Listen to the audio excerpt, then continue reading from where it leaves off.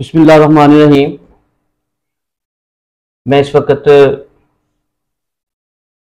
चौधरी इरफान आबा साहब के डेरे पर मौजूद हूँ, जो पीटीआई के PP50 के टिकट होल्डर उम्मीदवार हैं। इरफान आबा साहब की पहले थोड़ी सा ये तारफ़ करा दूँ कि ये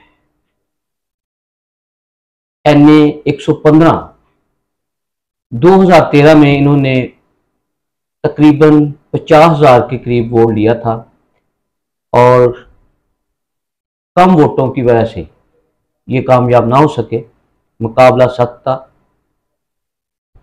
तो आज ये तहरीक इंसाफ की तरफ से ये इलेक्शन लड़ने जा रहे हैं। इलेक्शन की गहमा गहमी है। तो मेरे साथ चौधरी इरफान आबद साहब मौजूद हैं, उनसे बात करेंगे और उन्हीं से जानेंगे कि गहमा गहमी है और इसके अलावा इलाके में सोशल मीडिया में कुछ चीज़ें बात हो रही हैं कि जो है कुछ लोगों की जो टिकटें हैं वो रिटर्न होंगी, कोई लोग और आएंगे नए। तो सारी बातें करेंगे और मैसेज क्या देना चाहते हैं लोगों को। जी सर, बताइएगा आप इस वाले से क्या कहना चाहते हैं। बिस्मिल्लाहिर्रहमानिर्रहीम। ये जो आज इलेक्शन हो रहा है और मुझे इमरान खान ने पीटीआई की टिकट दी है PP50 से, मैं इस हवाले से अपने अवाम को यही पैगाम देना चाहता हूँ कि आप दुनिया में हमेशा एक रास्ता हक सच की तरफ जाता है, एक रास्ता बातिल की तरफ जाता है। अल्लाह ने आपको दिमाग दिया है, ज़मीर की ताकत दी है। आप उस दिमाग और ज़मीर की ताकत से अल्लाह को हाज़िर और नाज़िर जानकर सच और हक के रास्ते का इंतखाब करें, जो कि इमरान खान का रास्ता है, जो कि फतह का रास्ता है, जो कि पाकिस्तान की कामयाबी का रास्ता है, जो कि पाकिस्तान की आज़ादी का रास्ता है, जो कि पाकिस्तान को अक़वाम आलम में बुलंद करने का रास्ता है।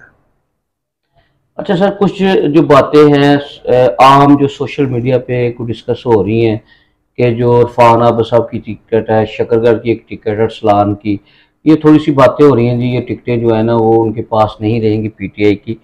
उस पर थोड़ा सा बता दें आप, क्योंकि वाम की नज़रें यकीनन आप पर हैं और लोग सस्पेंस में पड़े हुए हैं ये टिकट रहती है या नहीं रहती। थोड़ा सा वो बता दें ताकि लोगों का कंफ्यूजन दूर हो जाए। मुझे तो कोई प्रॉब्लम नहीं, ना इरफान हफीज को कोई प्रॉब्लम है। हम नजरियाती लोग हैं। 2 दिन में अगर हमारे पास टिकटें नहीं रहेंगी तो हम तो पीटीए में रहेंगे, तो जिसको भी मिलेगी हम उसके साथ चलेंगे।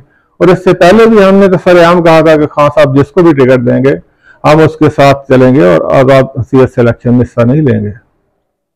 जी, जैसा कि इरफान आबा साहब की बात सुनी, उन्होंने कहा है कि हम नज़रियाती लोग हैं, पीटीआई से हमारी मोहब्बत है और जो हमारे कायद हैं वो हमें जो हुक्म करेंगे हम उनको उसको आमीन करेंगे। जी बहुत शुक्रिया। Thank you.